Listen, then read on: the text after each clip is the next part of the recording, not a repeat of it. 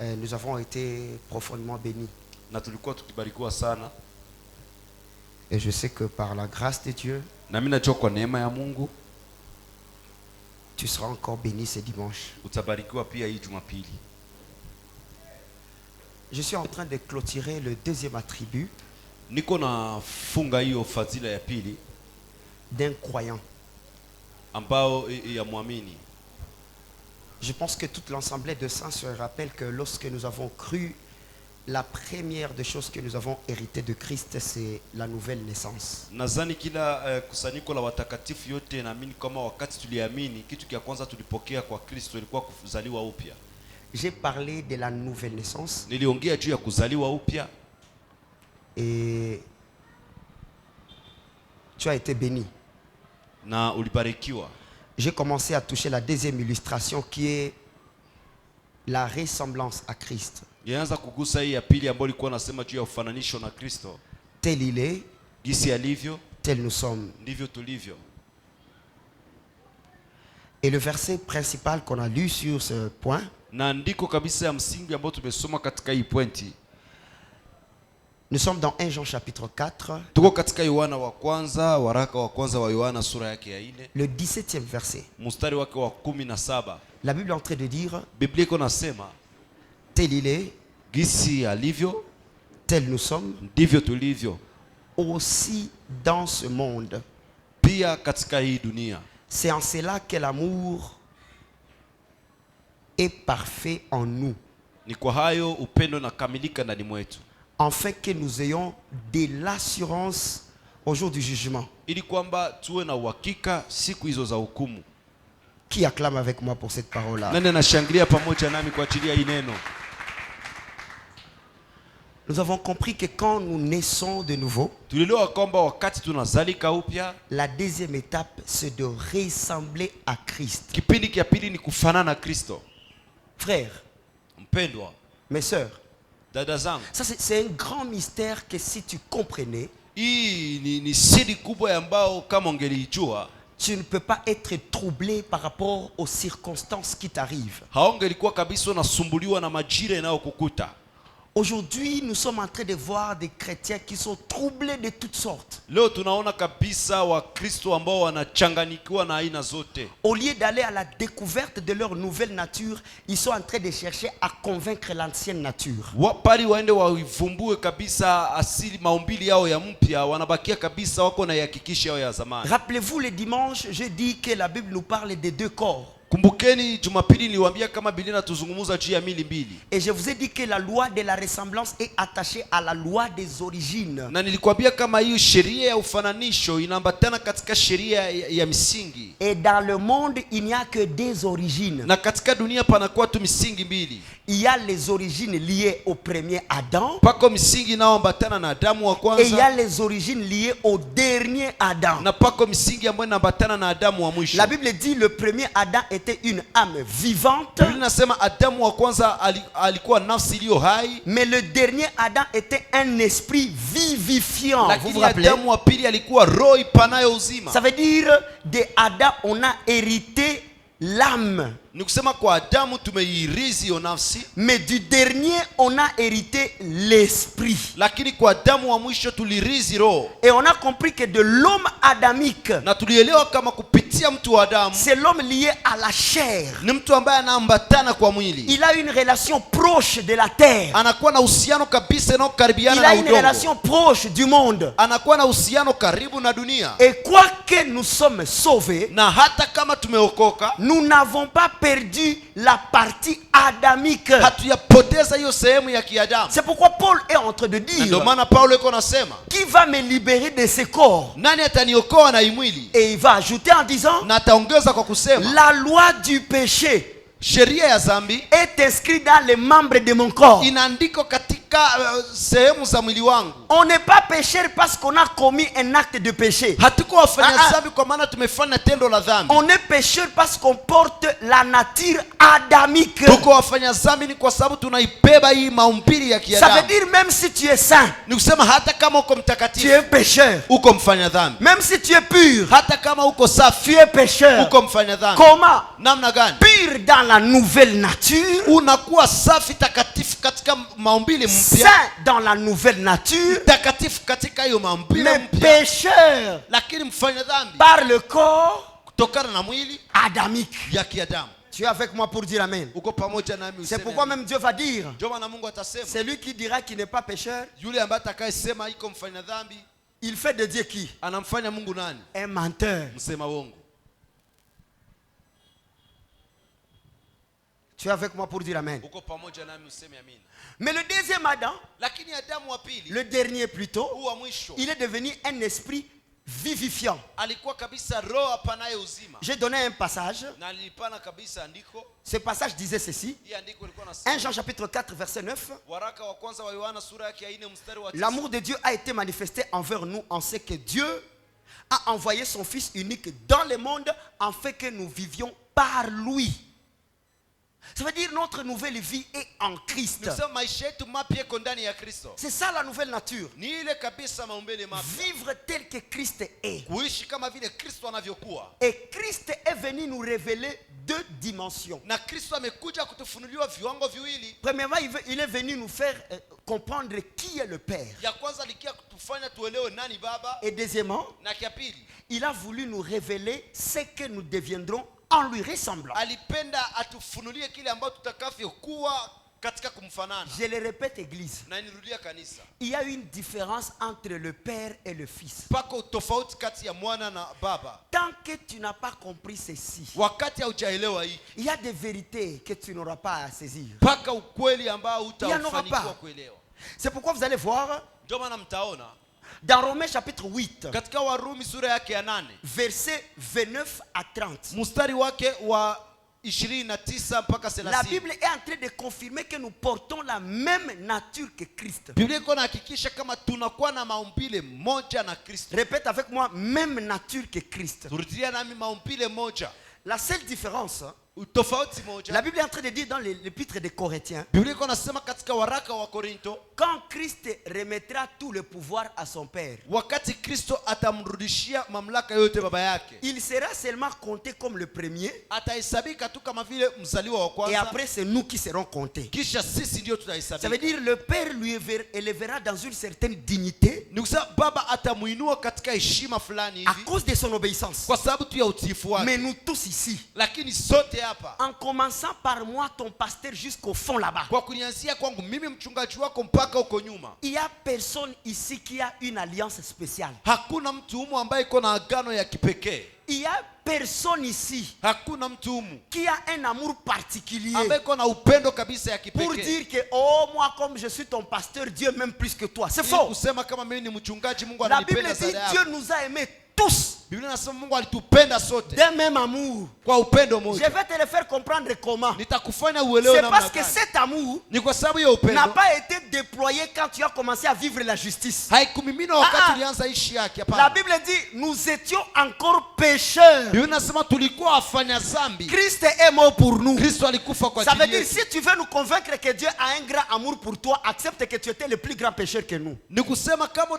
utahakikisha kama Kristo anakupenda sana, hakikisha kama ulikuwa Et mfanya dhambi comme zaidi. seulement nous tous nous étions pécheurs, Na hivi tu sote tulikuwa wafanya dhambi. car Dieu a tant aimé le monde Kwa maana hiyo Mungu aliupenda ulimwengu, qu'il a donné son fils. akamtoa mwana wake. Il n'a pas aimé les apôtres, les docteurs, les prophètes. Non, non. Il a aimé le monde. Alipenda ulimwengu, Il a donné son fils alitoa mwana wake, afin que quiconque croit, bali kila atakayeamini, ceux qui croient héritent le même amour de Dieu. wale watakaoamini wanarithi upendo wa Mungu. Aide-moi à dire à ton voisin, Nisaidie ambie jirani Dieu yako, nous aime d'un même amour. Mungu D'un même anatupenda amour. katika upendo moja. C'est pas ce que Dieu te donne qui définit qu'il t'aime. Haiko kila Mungu anakupatia ndio En fait, kinamaanisha La anakupenda. loi de la bénédiction matérielle à Christ est liée au principe de la maturité spirituelle. C'est seulement ça. Sheria ya baraka ya kivitu Sema katika sa. Kristo inaambatana inafuatana tu na upevu.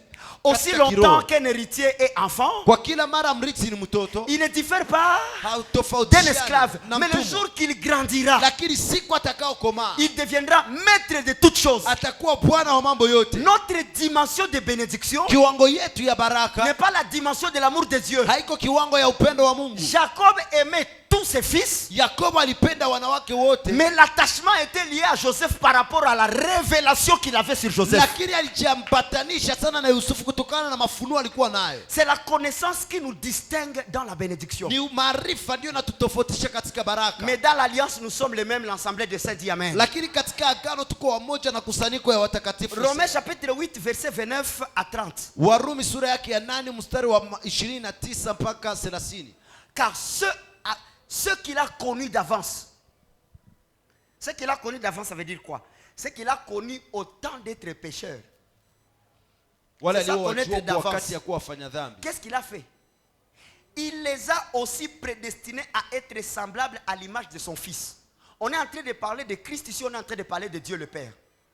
C'est Dieu le Père Ni Mungu Baba qui nous a prédestinés ndio ametutanguliza tangu à asili être kukua semblables tupate à kufanana l'image de son Fils. na mwana wake.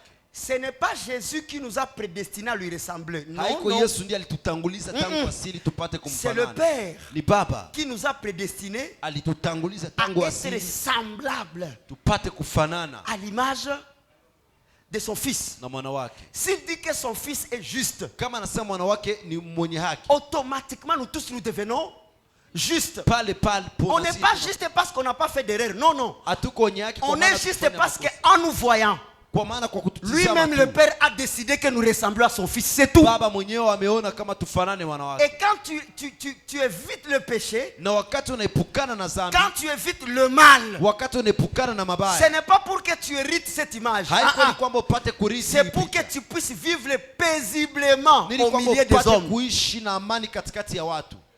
La Bible dit pourquoi feras-tu beaucoup de mal afin que tu meurs vite. Biblia inasema kwa nini utafanya mabaya mengi ili kwamba C'est ce upate que dit la kuishi parole. ukufe mbio. Et non pas, il ne faut pas dire, moi je ne pêche pas pour ressembler à Christ. Non, non, non, non, non, non, non.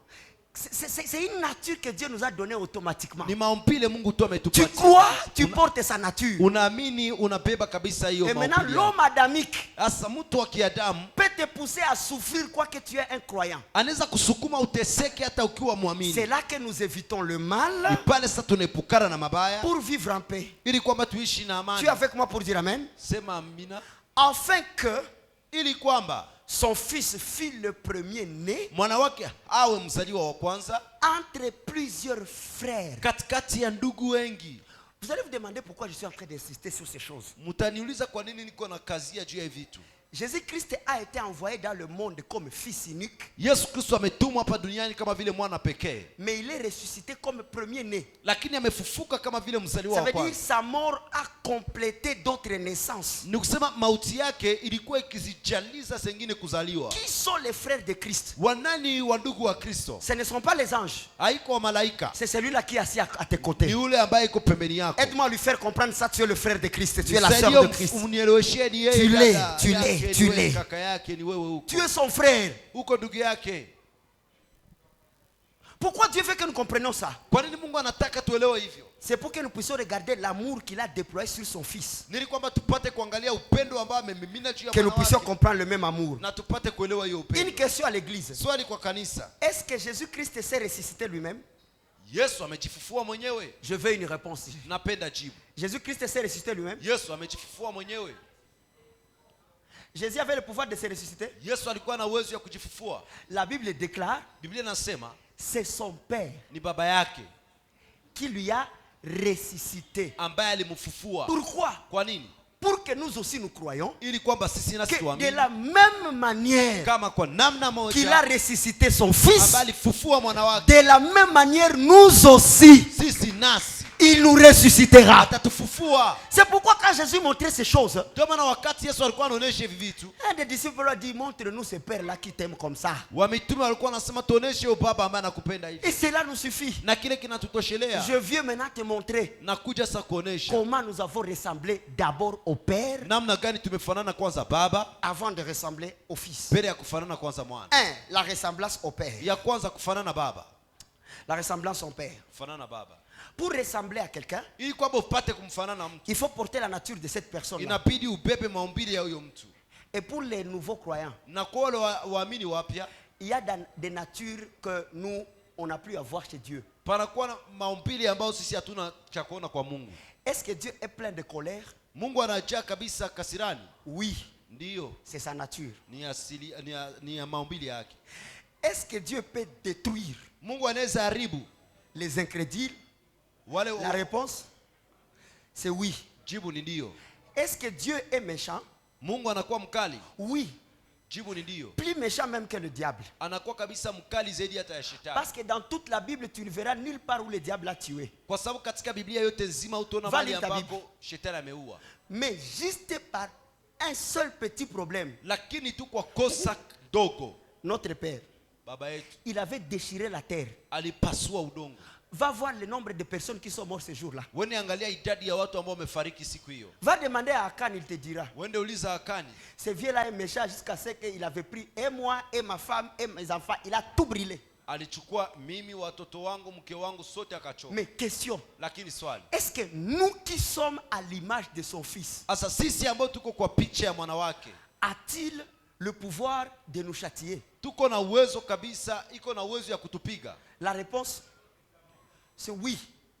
Jibu ni ndio. Mais pourquoi cette colère-là? Lakini kwa nini hiyo ghadhabu? Pourquoi pour nous le salaire du péché n'est plus la mort? Kwa nini sasa kwetu mshahara wa dhambi haiko tena mauti? Parce qu'il avait pris son fils bien-aimé. Ni kwa sababu alikamata mwana wake mpendwa. Toute la colère qu'il gardait pour nous. Hasira yote ambayo alikuwa anaweka juu Je yetu. pensais que quelqu'un va acclamer pour ça. Nilizania mtu atashangilia Toute la colère qu'il gardait. hasira yote ambayo alikuwa anaweka. C'est cette colère-là qu'il a déversée sur son fils. Ile hasira ndio alimimina juu ya mwana wake. Et en le déversant, Na kuimimina juu ya il va mwana alors wake. dire, Atasema basi, ceux qui pêchent wale ambao wanafanya dhambi ne pêchent plus contre Dieu hawafanyi tena dhambi juu ya parce Mungu. que son fils a fini avec ça. Kwa maana mwana wake Mais amemaliza ceux naye. qui pêchent, Lakini wale ils wanaofanya pêchent dhambi contre leur propre wanafanya corps. dhambi juu ya mili zao wenyewe. Qui comprend ce que je dis? Nani anaelewa kile nasema? Donc, vyote vinaweza fuata sikilia kumwili. Mais nafsi yako, roho yako ishakaokolewa zamani.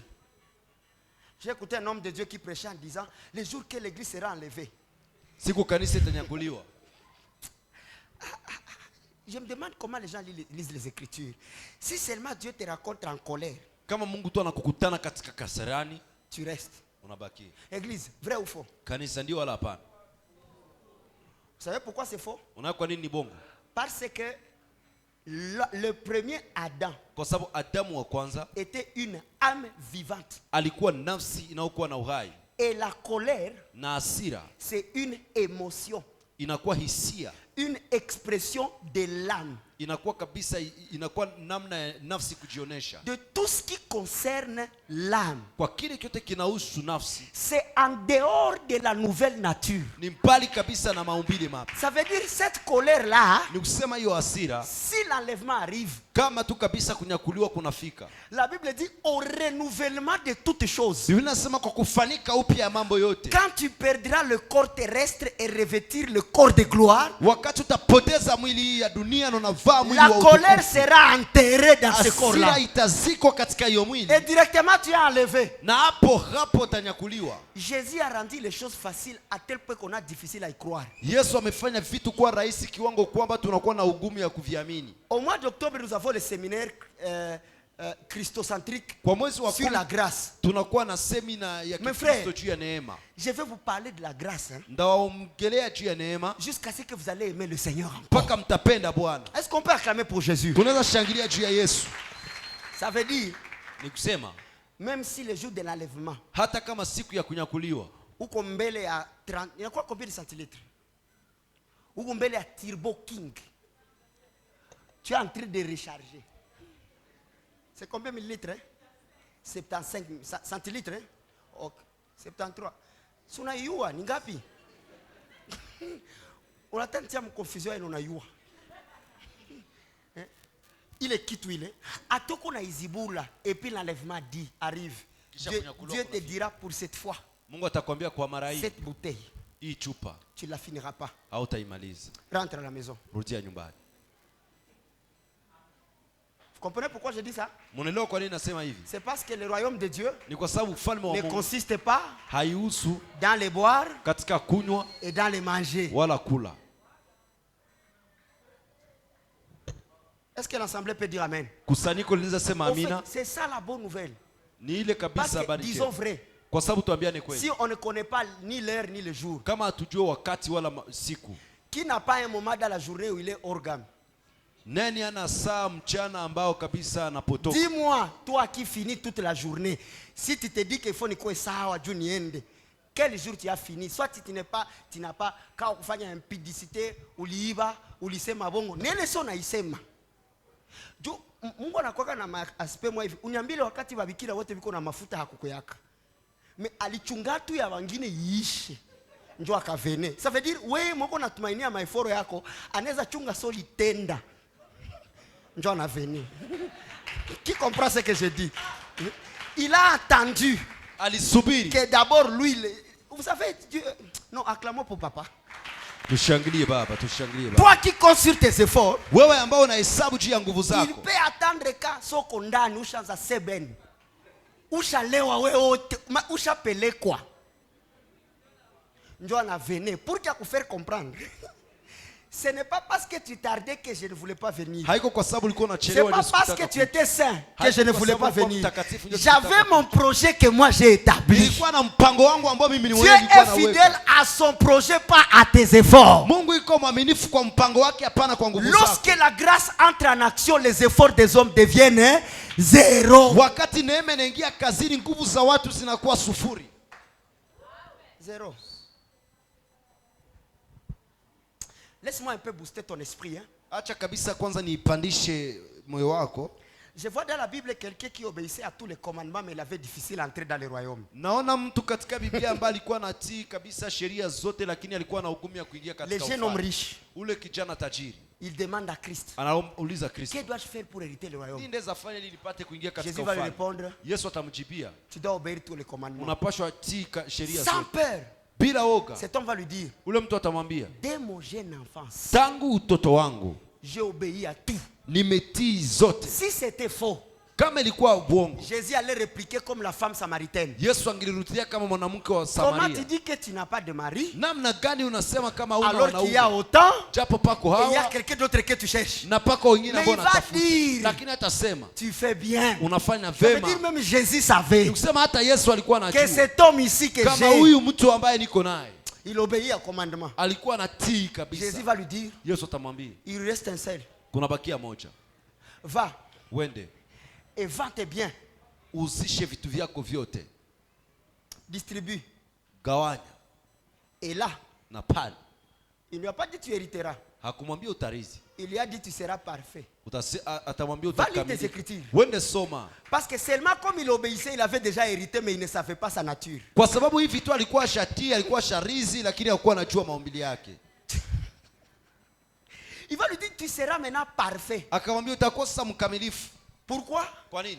Tu vivras bien. Kwa sababu La Bible utaishi. dit cet homme est parti triste. Biblia inasema huyu mtu alienda akihuzunika. Jésus n'a pas trouvé son esprit, il n'a que troublé sa partie émotionnelle. Yesu akupata Son moyo homme wake, charnel.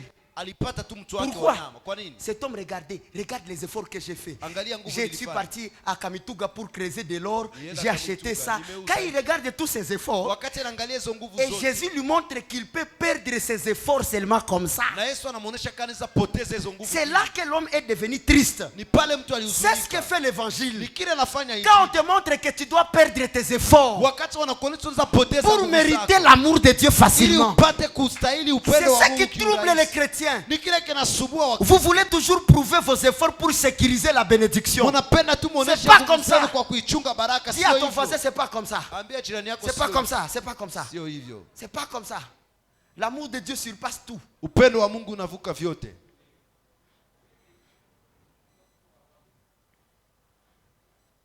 Écrivez. Andikeni. De Dieu, nous avons hérité 3 natures. Kwa Mungu tumeirithi maumbili tatu. Nous avons 3 ressemblances de notre Père. Tunakuwa na ufananisho tatu ya baba yetu. Les 3 ressemblances sont les suivants. Na hiyo mafananisho tatu ni hizi. Première ressemblance. Ufananisho ya kwanza.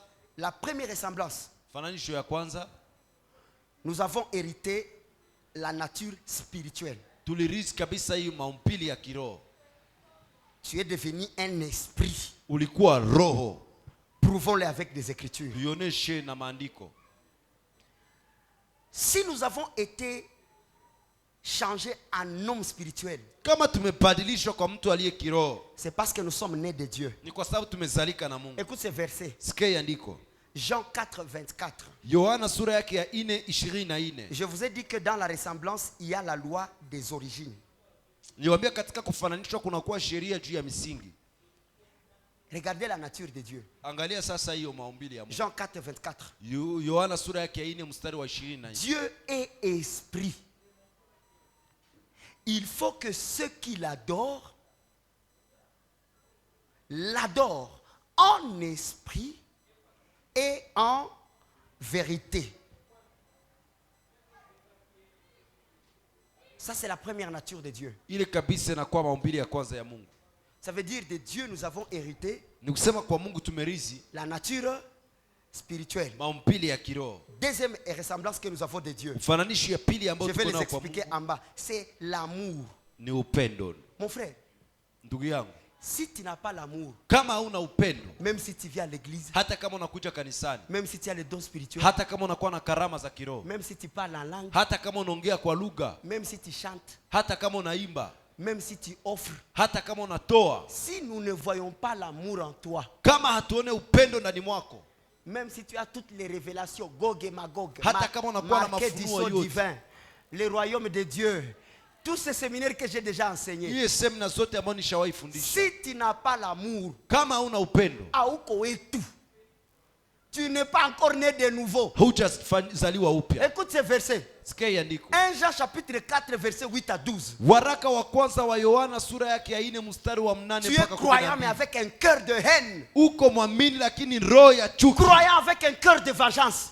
Mwamini lakini roho ya Tu kisasi. n'as pas encore connu Dieu. Hujamjua Mungu. Verset 8.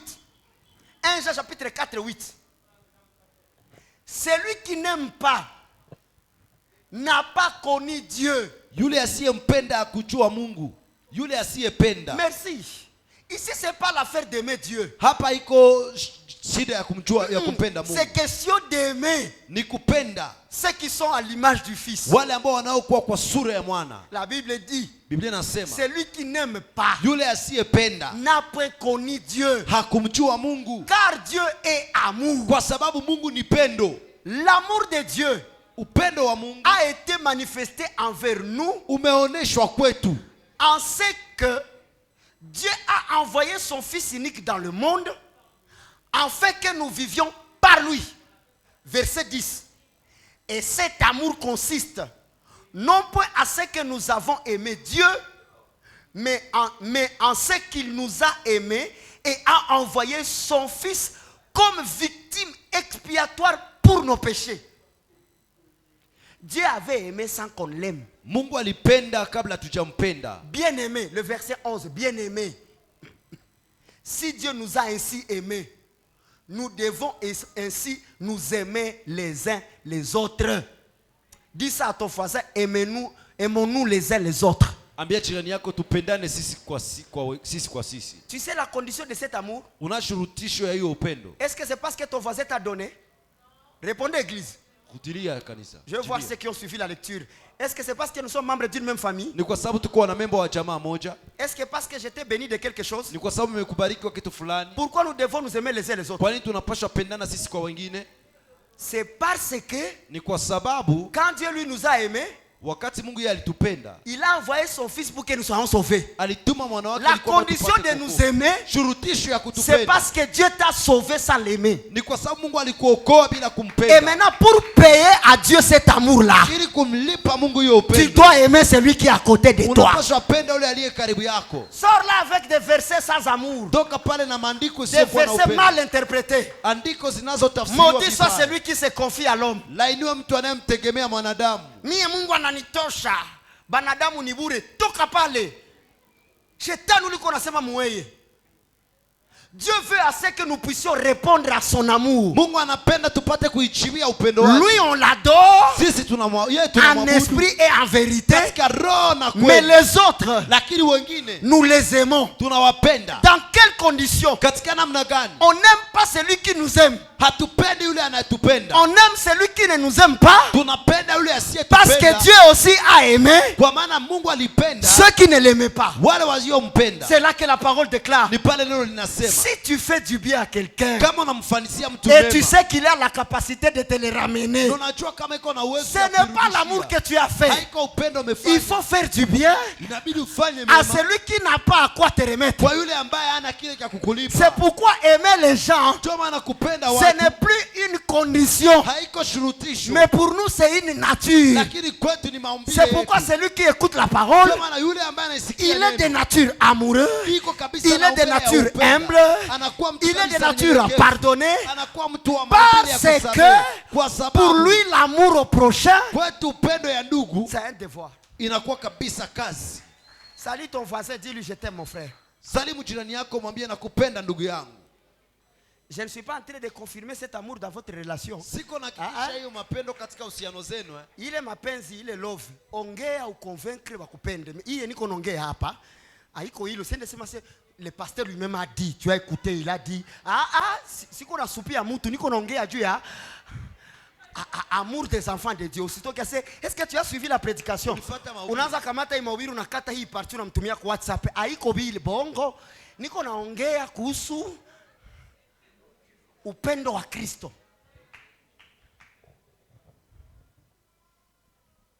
Moi je n'aime pas ce frère là. Mimi sipendi huyo ndugu. Et puis tu vas l'écouter. Hazupra lipa babadasha. Toka pale papa. Msitudanganye tena. Tusha choka na vile vitu hauyue Mungu. Hauyue Mungu. Est-ce qui est bizarre? Na kile kia Même kushangaza, des croyants d'une même assemblée. waamini wawili kabisa wakusanyiko Celui-ci est en moja. train de prier, Seigneur, envoie le feu sur mon frère. Bwana tuma Et moto fais kwa sur ndugu toi, yangu. et fais sur toi. Moto kwako. Mais question, Swali. est-ce que Dieu t'a envoyé pour brûler les gens? Mungu alikutuma ili upate kuchoma watu. Kamata magonjwa yote mikoshi na laano utupie wapagani. Est-ce que quand toi tu étais un pagani, Dieu a envoyé la malédiction ou l'amour? Ah, je pensais que tu vas dire amen sur ça. Nilizani utasema amina. Nous étions encore pécheurs, Dieu a fait quoi? Tulikuwa Il nous wafanya a dhambi, aimé. Mungu alitupenda. Baba, ule mchawi wa jamaa yangu, ule mulozi mwaliloga mama, mina mkamata, na munyonga, na mkatakata. Frère, depuis quand tu es devenu chéri?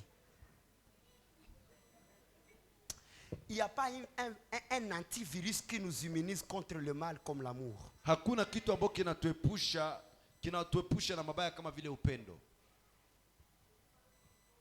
Comment es-tu un chrétien sans amour? Namna gani uko Mkristo bila upendo? Comment tu parviens à faire ça? Unafanikiwa kufanya vipi hivyo? Il y a quelqu'un qui m'a un jour demandé. Pana kuwa mtu ambaye ameniuliza siku moja hivi. Viens, nous voyons des gens te faire du mal. Tunaona watu wakifanyizia mabaya Et quand ils rentrent, na wakati wanarudia tu te comportes comme s'ils n'ont rien fait. unaishi nao kama vile hawakufanya Et moi kitu. je lui ai posé la question. Na mimi nilimswali. Bon, tu veux que je fasse quoi? Unapenda nifanye nini? Est-ce que tu sais combien de fois j'ai déjà fait ça à Dieu, mais je rentre, il me reçoit? Unajua mara ngapi nishaifanya kwa Mungu lakini narudia na nipokea? Kaka, iko soli njamu ya uyue. La nouvelle nature. Non, ça fait la deuxième fois, ça fait la troisième fois, narudilia, ituru, trop c'est trop, vraiment, il faut, akuna. Bon, toi tu as déjà fait ça à Dieu combien de fois? Wewe ushafanizia Mungu mara ngapi? Mbaka non la paka. Seigneur, si j'ai demain, j'ose encore faire ça. Kama Quand kesho je nasubutu vais seulement kuifanya. aller faire, Seigneur, Wakati unaenda dis-moi. ni uwe. Ni où est Baba? Et Dieu regarde, il dit, petit. Vous savez, quand il a répondu à Pierre, il faut pardonner 77 fois 7. Unajua kwa wakati alimjibia Petro, inabidi usamee mara 70 C'est parce mara que 7. Christ qui venait du ciel, il avait vu le nombre de fois que son père était prêt à pardonner. Kwa sababu Kristo wakati alitoka mbinguni aliona idadi ya mara baba yake iko tayari Frère, kusamehe. Dieu nous pardonne. Mungu anatusamehe ndugu. Ndio kutana mtu kona kamula milomo sana manguo. Ndio ya mwisho. Sitasema tena bongo. Roho ya bongo nitoke. Basi ni roho ya bongo. Haikwake ile roho ya bongo. Unanitoka. Naenda maombi. Acte prophétique anadaka broso. Je rince ma bouche. Papa.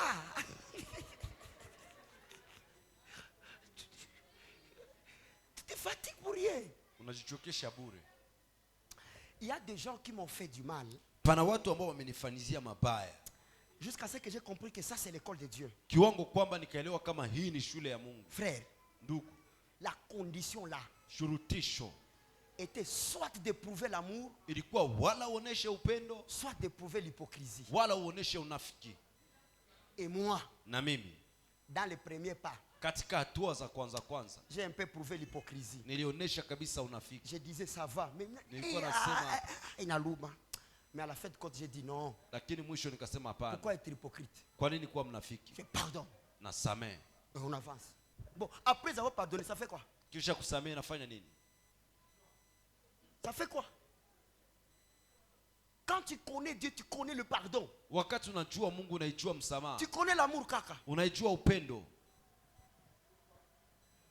La Bible continue en disant, Biblia inaendelea kwa kusema, bien aimé, si Dieu nous a aimés ainsi, nous devons aussi nous aimer les uns les autres.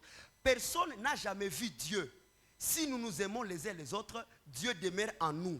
Et son amour est parfait en nous. N'est-ce pas, Papa Kobi? Comment tu fais? namna gani unafanya? Tu es sur la moto, tu traverses ton frère à pied. Uko kwenye pikipiki unamvuka ndugu yako kabisa akiwa na miguu. Si on a semé l'expérience à Bukavu, et au grand naweza tigita.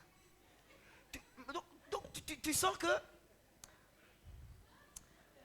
Splendeur, comment je vais vous dire ces choses? Si les disciples vendaient leurs biens Kama wanafunzi walikuwa kiuza vitu vyao et les amenaient dans l'assemblée, na kuvileta katika kusanyiko, ce n'était pas pour enrichir l'église. Non, non. haikuwa juu ya kutajirisha C'était kanisa. pour que par ces biens, on puisse répondre aux besoins des autres. C'est ce que disent les Écritures. Ilikuwa juu ya vile vitu wapate kujibia juu ya haja za wengine. Mais aujourd'hui, dans l'église, Lakini leo katika kanisa c'est difficile même un croyant arriver chez le pasteur. ni vigumu hata muamini kufika kwa mchungaji. Tu sais pourquoi? Unajua kwa nini? Parce que déjà tu connais que vie comme dimension ya yulu. Si pas ce zoea Mungu wake. Nani kuna Mungu wake hapa? Shivote. Shivote tuko na Mungu hapa. Si unaweza hama kanisa na hata kufuata. Oh, si tu abandonnes cette église, Dieu t'abandonne. Bongo. Piga hata emo hauvene hapa. Notona ukuvene nikina tunaendelea tu. Haiko onjo tatukosa. Tutakosana. En Swahili, on va dire tout à mancanane. Je suis en train de te montrer que comme on a sema que kasi kopale binakufa. Nini kufa? Kidole kikatika mwili nakufa. Tena maandiko yanasema tuko mwili. Tena bahati mubaya huko mabiungo yenye iko sawa vile kukordi Kristo kweli kuchi. Maana kama mimi nishakumaliza juu mimi nikiwaza ni tupa. C'est pourquoi Christ lui-même il a dit il est la tête. Vous savez pourquoi? Parce que c'est la seule partie on ne peut pas vivre sans la voir. Kwa sababu ni sehemu moja ambayo mtu hawezi ishi bila kuwa nayo. La tête ayona kilema wa kichwa. Kilema wa kichwa. Akwake. Nishona mhubiri mwana kwaka hana hivi, anakuwa na hii mikro hapa. Mimi ni mhubiri niko na gonga papa. Mimi kasi ko pale. Kaa huko wapi? Utaka kutana sema hata onjoe kidole ya mwisho huko. Tukisha vala shock c'est tunaanza tu huko. C'est ça. Dis à ton voisin ne te vois pas spécial, nous sommes les mêmes. Ambia jirani yako sijione kabisa uko bora. Est-ce qu'on peut acclamer le Seigneur pour ça? Tunashangilia Bwana kwa ajili ya hayo. Et là vous allez voir Na pale mtaona la bouche qui développe un conflit avec la main. kinywa ambayo inaleta kabisa vurugu na mkono. Vous savez qu'est-ce qui va amener la restauration? Mnani litaleta marejesho? C'est la nourriture. Ni chakula. Conflit entre la bouche et la main. La bouche va dire je vais manger. Kinywa itasema nitakula. La main aussi va dire tu as un problème avec moi? Mkono sababu kuna tu shida. ne vas pas manger. Hautakula. La bouche va répondre. Kinywa tajibia. C'est par moi où passe l'énergie Ni kwangu ndio panapitia nguvu. qui te permet de bouger. Ambayo inakuruhusu Tu ne veux pas me servir, hein? hautanipatia. Ok, tu verras. Sawa utaona. Kinywa inaanza nuka na mkono inaanza tepete. Kisha après batageukiana. Tuko tunapigana vita nini kaka? Tupatane. Haiko kupatana. Kinywa shaanza nuka na mkono shafanya nini? Tunarendre nini? Ma service tu tunaishi mzuri. Salimia watu watatu ambao tuishi mzuri. Tuishi mzuri. Troisième nature. Umbile ya tatu. Troisième nature de Dieu que nous avons hérité, Umbile ya tatu ya Mungu ambayo c'est la miséricorde. inakuwa kabisa rehema zake. Répète avec moi, miséricorde. Rudilia nami rehema zake. Luc chapitre 6 verset 36. Luka sura yake ya 6 mstari wa 36. La Bible dit, Biblia inasema, soyez donc miséricordieux, comme votre Père est miséricordieux. Soyez miséricordieux. Moi, Que veut toi. dire un homme de miséricorde? nini maana yake mtu wa rehema? C'est un homme Ni mtu qui sait taire ses avantages lorsque son frère n'est pas capable de les satisfaire. Quand on parle de la miséricorde, wakati wanaongea juu ya rehema, on parle de la pitié. wanaongea juu ya msamaha, huruma. On parle de la compassion. Wanaongea juu ya huruma. Vous comprenez? Ça manque beaucoup aux croyants. Ile inapungukiwa sana waamini. Le cœur de miséricorde. Moyo kabisa hii ya rehema. Un jour, j'ai vécu un événement Siku moja nimeishi tukio et j'ai compris que il faut que nous prêchions Christ de nouveau. na nikakuwa na uhakika ya kwamba inabidi tubiri Kristo upya. Et je ne suis pas en train d'encourager ça, mais il faut être en ordre. Siko kabisa naipongeza, lakini inabidi mtu awe najipanga sawa. Un jour, il y a un homme de Dieu qui m'appelle. Siku moja panakuwa mtu wa Mungu ambaye ananiita, Docteur, tu es où? Viens, on est en train de me chasser dans la maison. mwalimu kuja huko unanifukuza nyumbani. Qui te chasse dans la maison? Nani nakufukuza nyumbani? C'est la réponse qui m'a donné le courage de partir. Ni jibu ndio imenipatia bidii ya kwenda. Il a répondu, Akajibia, j'étais dans la maison de mon pasteur et il est en train de me chasser parce que je n'ai pas payé. niko katika nyumba ya mchungaji wangu, iko nanifukuza kwa maana siyalipa. Et qu'est-ce qui se passe? Na nini inapitikana? J'arrive, Nafika je rencontre les jeunes de l'église. nakutana vijana wa kanisa Ils sont en train de jeter les objets wako na tupa vitu de leurs frères ya ndugu yao à l'extérieur. nje. Papa, la même manière que walikuwa wanatosha viti, c'est la même manière qu'ils étaient en train de chasser le cœur de cet homme dans l'église. Namna ambao walikuwa natupa viti ni hivi, walikuwa natupa mioyo ya ndugu yao katika Vous kanisa. savez ce qu'il m'a dit dans les oreilles? Unani aliniambia katika masikio? Mzee, kama sikulipa loyer tu, c'est parce que kulikuwa appel de fonds mkanisa, nilikuwa naitoa sana nikaitoa vya yangu. Mais wananifukuza mkanisa. J'ai dit, hey, les Indiens.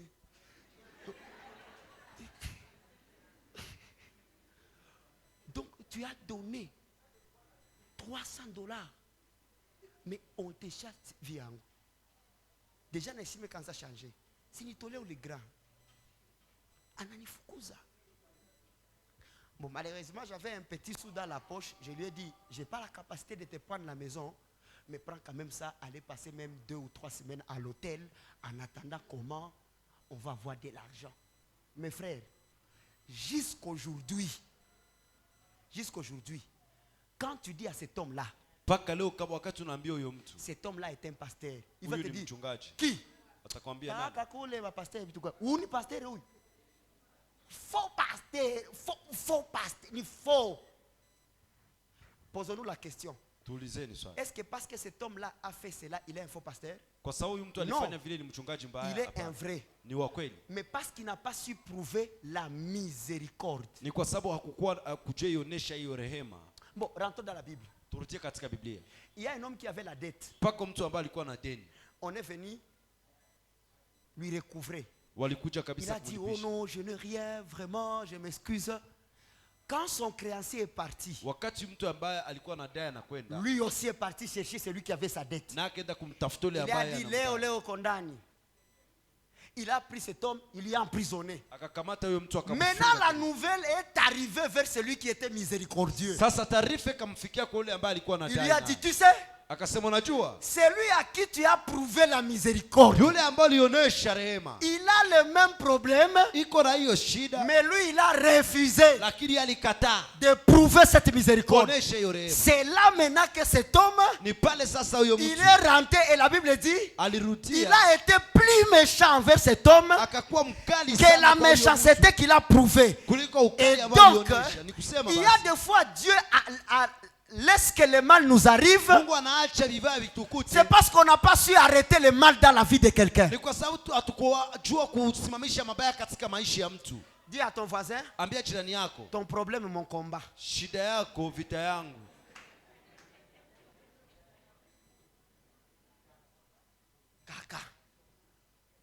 Kaka, frère. Je vais vous donner un témoignage. Nitawapatia ushuhuda.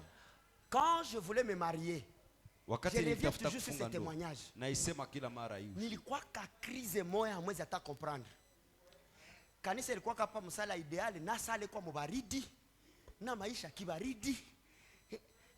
Quand j'ai porté le costume, je ne voulais pas mtu anisirite hivi. Juu kifatu hivi, bunge natoka. Ma ishakunya omo, ishakunya kila kitu. Mais je me disais je vais me marier. Lakini nilikuwa najiambia ninatafuta kufunga ndoa. Et j'avais dit à ma soeur Lydia Na nikaambia dada yangu Lydia que non, je suis en train de voir, oui, c'est ma soeur.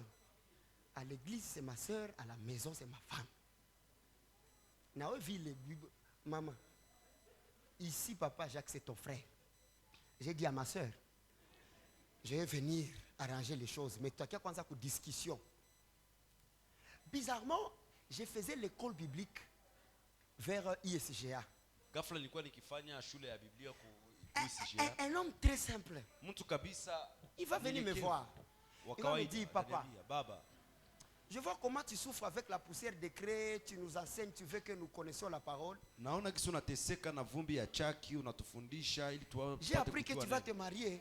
Nilipata taarifa ya kwamba utafunga ndoa. C'était un samedi, je ne peux pas oublier. Ilikuwa siku Il ya est venu me posho. voir à la maison. Akakuja niona nyumbani. Il m'a déposé une enveloppe. Akanipatia bahasha. Ça, je le témoignerai toujours. Ile nitaishuhudia kila siku. L'argent que j'avais Pesa ambayo nilikuwa nayo n'avait même pas la capacité haikukuwa hata na uwezo d'aller doter. ya kwenda kupana mali. J'ai pris cette enveloppe. Nilikamata hiyo En bahasha. regardant la personne, Kuangalia mtu j'ai douté. nikashakia. J'ai pris l'enveloppe, Nikakamata bahasha. j'ai gardé. Nikasema, il est ma 30 000 frères à Boïtena. Je suis parti prêcher le dimanche à une église appelée Cerco. Nikaenda upiri Jumapili kwa kanisa moja inaitwa Serku. En finissant, on va me donner mes 25 000 francs. Kwa kumaliza watanipatia 25,000 francs. Et moi, je me suis dit maintenant, déjà il 25. Hein? Plus il est ma frère, kokule Johnny le goussa enveloppe nikasikia ni ya munene, mais si amini bebi kondani. Chani changile ma frère nyangalie kama tutareparer groupe ku kanisa. Je rentre à la maison. Narudia nyumbani. Mes frères, Ndugu zangu. en ouvrant l'enveloppe, Kwa kufungua bahasha, à l'intérieur, je vais rencontrer ndani mwake nitakutana 15 billets de $100.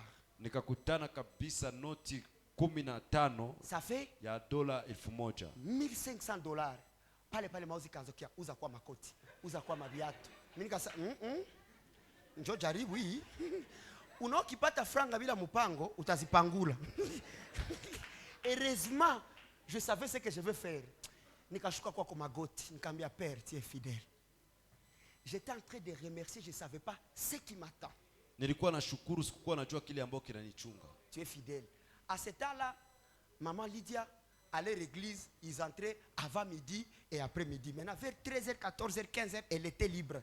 Elle devrait m'appeler. Quand elle va m'appeler, Wakati ataniita, nikamuuliza uko wapi? Akanambia niko kanisa, niko chunga kilta après midi. Nikamwambia rudia kunyumba. Rudia kwa tongee. Hakuna vya ibada après midi, rudia. Avec autorité, je lui ai dit va dire à tes parents. On ne vient plus pour la discussion. hatutakuja tu juu Nous ya venons pati. directement doter. Tunakuja kabisa kupana mali. Maman va dire, coupe d'abord l'appel. Elle va pleurer, elle va dire, Alléluia. Seigneur, tu viens de tout confirmer. Tu viens de me donner ce que j'attendais. Et puis elle va rappeler. Kisha Je lui ai ataita dit, tena.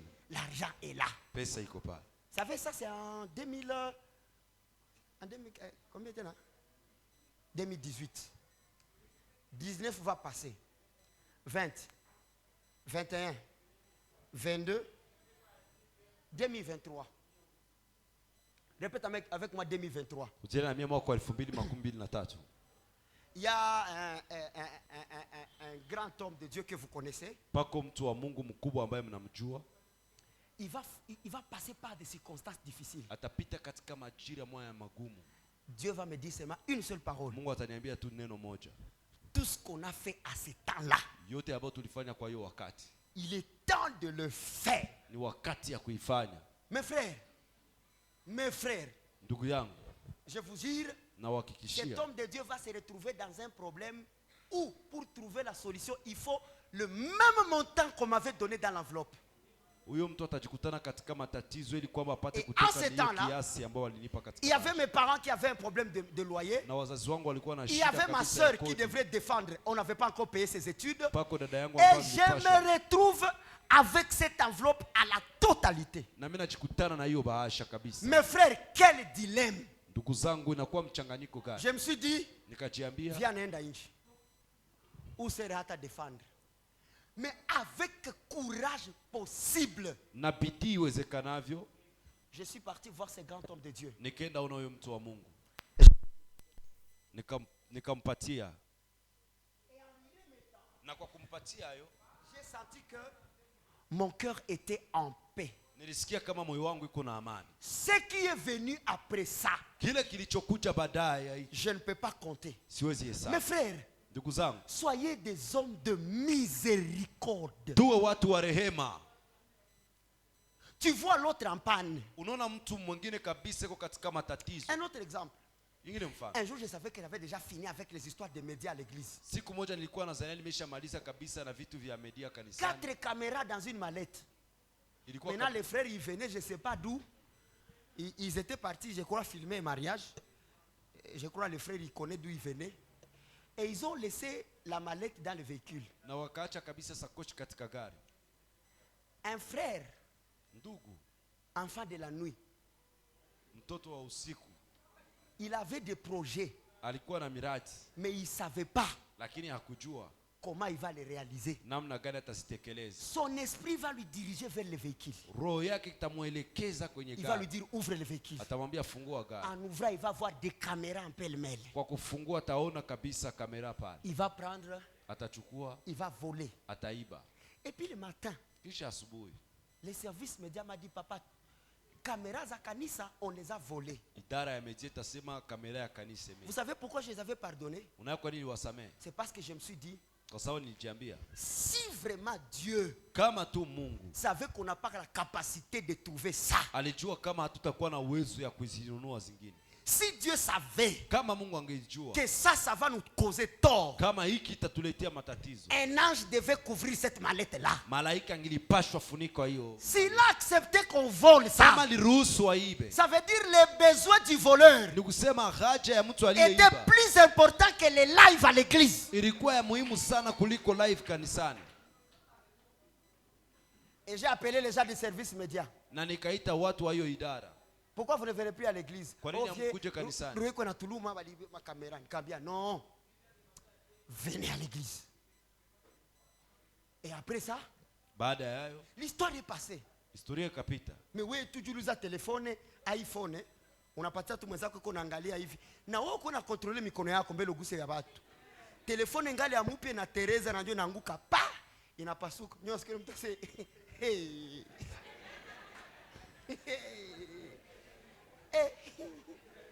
Ah. I say.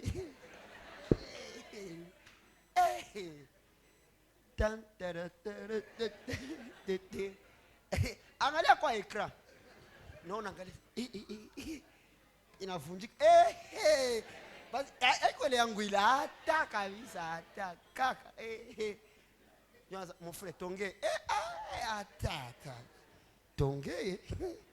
Haiko kuongea. Shalupata. Vie. Uza. Sina vitu mingi. Yako ile beba, mimi unirudishie telefoni. Unirudishie si. Tena iPhone. Shona kamata yako ya matusho neta. Mais respect mon pasteur. Uko wapi vie? Niko kupale vie kuko shida mnakia kuona. Shona kia vie. Ukisikia mimi nafungisha Jackson. Usisirike vie. Ananivunjia téléphone. Pourquoi ne pas pardonner? Kwa nini usisamehe? Et tu sais qu'il n'a pas la capacité de réparer. Na unajua kama hana uwezo ya Un jour un frère vient à la maison. Siku moja ndugu Oh anakuja papa, kanisa. vraiment lonjo siku yako na mia kunyeshimisha kubukwe. Il y a quoi? Il y a une cérémonie kubukwe vraiment vie kasenda ne gari vyangu. Ah vie kasenda ne gari vie. Gari ziko mu lupango. Nipatia hata iya vie nienda nikamwambia nikamwambia kwa unakuwa na mikono ya kuharibisha? Vie mimi nakula pia mikono inatakasika vie sitaharibisha vie. Ça, je suis parti voir maman Kamambia, il y a tel frère qui demande le véhicule. En tout cas, maman va me dire, Igari, bataigonga. Mimi nikamuza unayua na mimi nikasikia mroe nasema ndio bataigonga. Kumbe nilisema ni yue, haiko juu ni muime. Mimi juu nijitayarishe, sena rudie na gongewa. Nifanye nini? Nielewe. Haiko kila kitu ndio anakuwa kuprevenir juu. Kwa kuprevenir juu vumilie matokeo. Tena Biblia. Siku moja Paulo anekala fasi mwaka kia kabwana mwaka kalogota sentire. Kakasema mwenye hii sentire atafungwa na kupelekwa utumwani. Paulo alikatala enda. Saliendaka. Je vais donner le véhicule. Frère akenda na gari. Akakalikile kwa kuko lijo ya kabambi.